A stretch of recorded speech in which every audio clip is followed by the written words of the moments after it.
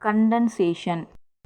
Speaking in the Rajya Sabha, the leader of the opposition said, Mr. Deputy Chairman, this is an important bill and I welcome it heartily. It has always been the desire of all that there should be prevention of closures, lockouts and layoffs so that there may be rapid industrial development in our country. The Industrial Disputes Act is a very old piece of legislation. It requires a lot of changes. I am sure the proposed amendment will bring a great deal of relief to the people and the economy as a whole.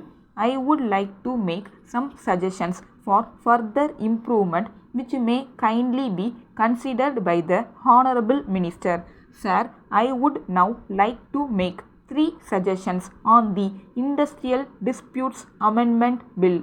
First of all, in this bill, a provision has been made whereby the Act will apply only to an establishment which employs 300 workmen. I do not know the basis for fixing this number of 300. In this connection, I may bring to the notice of the House that it was the recommendation of the Indian Labour Conference that an establishment to which the provisions of the Industrial Disputes Act would apply should employ at least 50 persons. Accordingly, the Act was amended and it was made applicable to an establishment which employed 50 persons. Now we have passed the bonus bill and reduced the qualifying number of employees in an establishment from 20 to 10. But in this very important bill, which will be basis for more rapid industrial production, we are stating that the number of employees in an establishment should be 300 for the applicability of the Act. I would like the Honorable Minister to explain how this figure has been fixed in this legislation. I would suggest that in order to have uniformity, this provision about employment of 300 persons should be amended and it should be made 50. Secondly, I come to retrenchment. There are provisions in this bill according to which it is necessary to ask for permission before resorting to lay off or retrenchment or closure. I welcome this provision, but at the same time it is provided that no such permission is necessary if the retrenchment is under an agreement which specifies a date for termination of service. I think it will be good if it is also provided that such an agreement can be made only with the prior permission of the government. In the interest of the community as a whole, this provision is necessary. So, I would suggest that the provision may be amended in this way, which will promote industrial production. Thirdly, I come to restarting of a closed undertaking.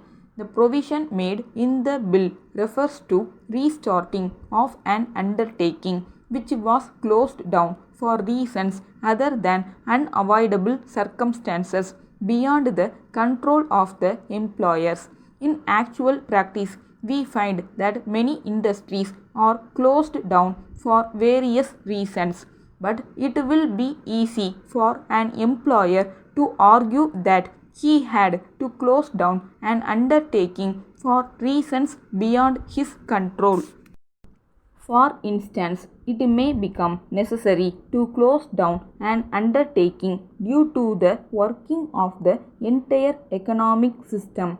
In such a case, an employer may plead that he had to close down the undertaking due to unavoidable circumstances. It may affect the economy and the community as a whole.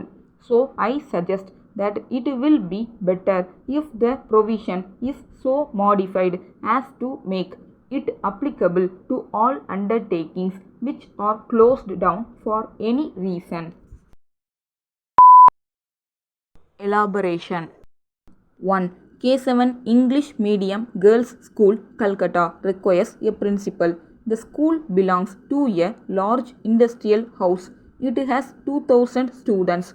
It has a record of excellent performance.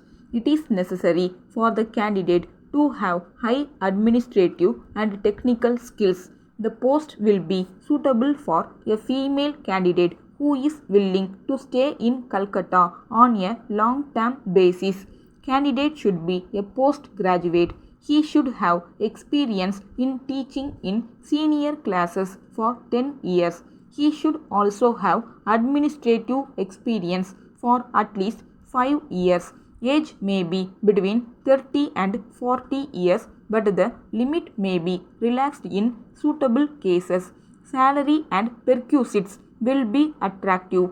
Applications with full particulars and a recent passport size photograph should be sent to the correspondent of the school within 15 days from the date of the advertisement. Draft advertisement. 2. National Open School, New Delhi invites sealed tenders for supply of 1000 tons white printing paper. Quantity of paper required is subject to increase or decrease as the case may be. Rates quoted should be valid for a period of 6 months.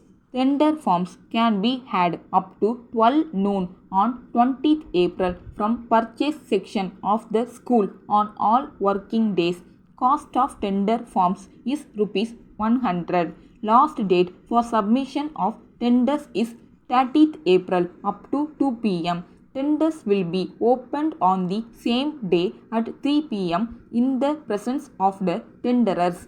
An earnest money deposit of rupees 1 lakh is required. Tenders should be sent to the Secretary, National Open School, Kailash Colony, New Delhi. Draft tender notice. 3.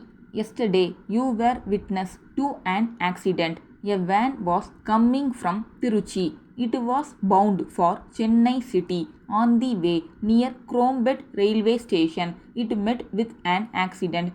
It hit a man who was going home on his bicycle. Cyclist died at once. As a result, the driver lost control of the van, so it collided with another bus coming in the opposite direction. Consequently, the van turned upside down. The driver of the van, who was injured, was taken to a nearby hospital where he died. The police are investigating into the matter. Prepare an eyewitness account of the accident.